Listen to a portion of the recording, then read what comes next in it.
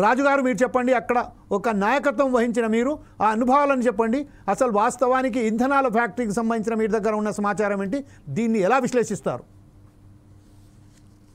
అందరికి నమస్కారం అండి. ఇది నిర్మల్ జిల్లాకు సంబంధించి దిలార్పూర్ మండలంలో దిలార్పూరు గుండంపల్లి గ్రామాల మధ్య ఇథనాల్ ఫ్యాక్టరీ కోసం అని చెప్పేసి ప్రారంభం చేశారు. ఈ ప్రారంభం చేసిన స్థలం ఏదైతే ఉన్నదో ఇది ఎస్ఆర్ఎస్పి ప్రాజెక్టు యొక్క బ్యాక్ వాటర్కి సంబంధించి దాని ఒడ్డు మీదనే ఉంటుంది. ఈ ఫ్యాక్టరీ నుంచి ఆ బ్యాక్ వాటర్కి సంబంధించి 1 కిలోమీటర్ దూరంలో ఈ నిర్మాణం అనేది చేస్తా ఉన్నారు.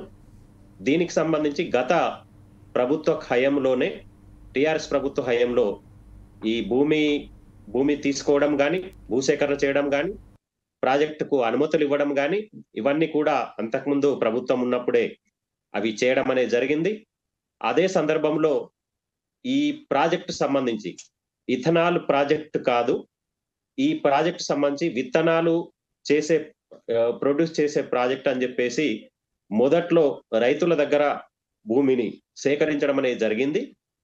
ప్రధానంగా ఈ ప్రాజెక్టు సంబంధించి తీసుకున్న తర్వాతనే ఇది ఇథనాల్ ఫ్యాక్టరీ, ఇథనాల్ ఇక్కడ ఉత్పత్తి చేయడం అనేది జరుగుతుంది అని చెప్పేసి తర్వాత రైతులకు తెలియడం జరిగింది. తెలిసిన తర్వాత ఈ ప్రాజెక్టు సంబంధించి ఇది వద్దు, దీనివల్ల అనేక మాకు అనుమానాలు ఉన్నాయని చెప్పేసి రైతులు, ముఖ్యంగా దిలార్పూరుకు సంబంధించిన రైతులు దీని మీద అనుమానం వ్యక్తం చేస్తూ ఇక్కడి నుంచి గతంలో నిర్మించిన మహబూబ్ నగర్ లో నిర్మించిన చిత్తనూరు ఇథనాల్ ఫ్యాక్టరీకి సంబంధించిన దగ్గరికి పోయి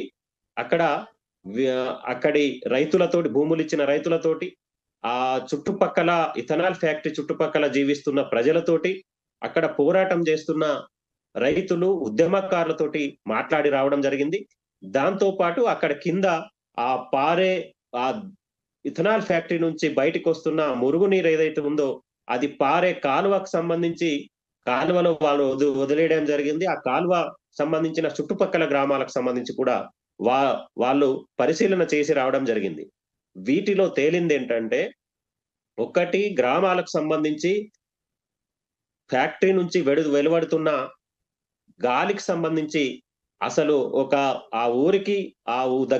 ఊర్ల దగ్గరికి పోతే ఆ ఊర్లో ఎవరన్నా బంధువులు వస్తే 1 గంట పాటు కూడా ఆ ఊర్లో ఉండలేని పరిస్థితి ఆ గ్రామాల్లో నెలకొంది అని చెప్పేసి చెప్పారు. అలాగే రెండవది, నీటి కాలుష్యానికి సంబంధించి కూడా ఆ ప్రాజెక్ట్ నుంచి వస్తున్న కాలుష్యానికి సంబంధించి పారే నీళ్లలో స్నానం చేసిన వాళ్ళు, బట్టలు ఉతికే వాళ్ళు, వాళ్ళకు సంబంధించి కూడా ఆ ప్రాజెక్టు సంబంధించి నుంచి వస్తున్న నీళ్ల నుంచి వాళ్ళు అసలు ఆ శరీరానికి సంబంధించి అంటు రోగాలు అంటిన పరిస్థితి ఉంది.